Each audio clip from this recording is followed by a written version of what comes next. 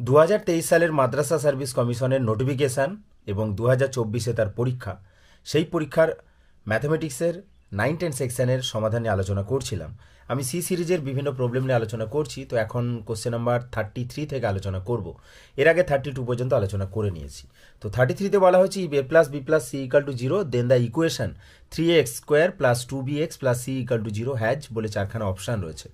আমরা একটা পলিনোমিয়াল ধরে নিয়েছি F of X equal to A X cube plus B X square plus C X. এটা কী করে ধরেছি না, এই অংশটাকে খেয়াল করে এটা কোন ফাংশানের ডেরিভেটিভ করলে এই পার্টটা পাবো সেটা ধরে আমরা করেছি, অর্থাৎ এর ইন্টিগ্রেশন যে ফাংশনটা সেটাকে আমরা এফ অফ এক্স হিসাবে ধরে নিয়েছি।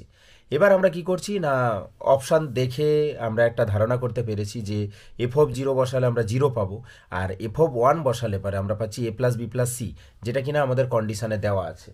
আর এফ অফ এক্স যেহেতু আমাদের র্যাশনাল অ্যালজেব্রিক পলিনোমিয়াল, তো এক্ষেত্রে আমাদের ডেরিভেবল বা ডেরিভেবিলিটি এবং কন্টিনিউটির ক্ষেত্রে কোনো সমস্যা হবে না, তাই রোলস থিওরিম অ্যাপ্লিকেবল হবে। আর রোলস থিওরিম অ্যাপ্লিকেবল হলে আমাদের F dash C equal to 0 হয়, তো F dash X equal to 0 করলে আমরা এই ইকুয়েশন পাবো, অর্থাৎ ওই 0,1-এর মধ্যে আমরা অ্যাটলিস্ট 1 রুট পেয়ে যাব। এখানে আরেকটা কথা, যে রোলস থিওরিমের ক্ষেত্রে আমরা যেটা দেখতাম, আমাদের যে ইন্টারভ্যালটা থাকতো সেটা কিন্তু ওপেন ইন্টারভ্যাল, এখানে অপশান অনুযায়ী কিন্তু ক্লোজ ইন্টারভ্যাল রয়েছে। তো যাই হোক, এখানে আমরা এখন সম্ভাব্য কারেক্ট অ্যান্সার হিসেবে অপশান এ বলছি, তবে এটা ওপেন ইন্টারভ্যাল হওয়া উচিত ছিল। নেক্সট আমরা চলে যাচ্ছি কোশ্চেন নাম্বার 34-এ বলা হয়েছে let A be a nilpotent matrix of order n. তো nilpotent matrix of order n মানে A to the power n equal to null matrix, অর্থাৎ A to the power n equal to 0 matrix. এবারে আমাদের চারখানা option বলা হয়েছে যে in minus a is invertible, in plus a is nilpotent, in plus a is 0 matrix, in minus a is 0 matrix। তো আমরা এখানে যেহেতু in plus a এবং in minus a এই দুটো ম্যাটার রয়েছে, তো আমরা একটা কাজ করেছি যে আমরা in minus a to the power n, তো আমাদের এই আমরা in minus A to the power n এটাকে আমরা এইভাবে ভাঙতে পারি in minus A into in plus A square plus dot dot up to A to the power n minus 1।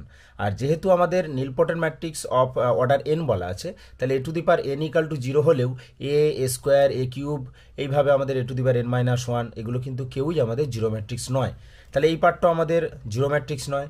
আর আমরা এখানে যেহেতু A to the power n 0 matrix, তাই আমরা লেফট সাইডে পেয়ে যাচ্ছি in, তো in equal to in minus A into এই অংশটা।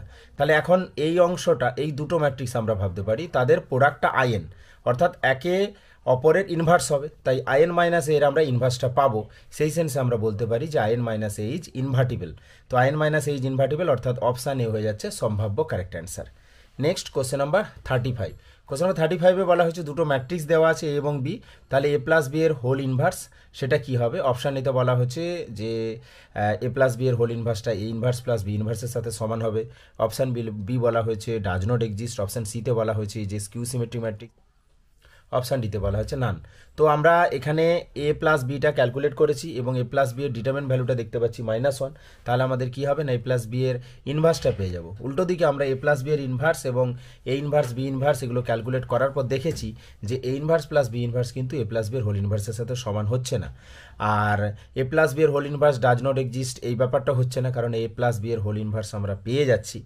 আর অপশান সিতে যেটা রয়েছে স্কিউ সিমেট্রিক ম্যাট্রিক্স, আমাদের ওটাও স্কিউ সিমেট্রিক ম্যাট্রিক্স হচ্ছে না, তাই আমাদের এখানে যে সমস্ত অপশানগুলো রয়েছে সেখান থেকে বলতে পারি যে অপশান ডি হয়ে যাচ্ছে সম্ভাব্য কারেক্ট অ্যান্সার, অর্থাৎ নান।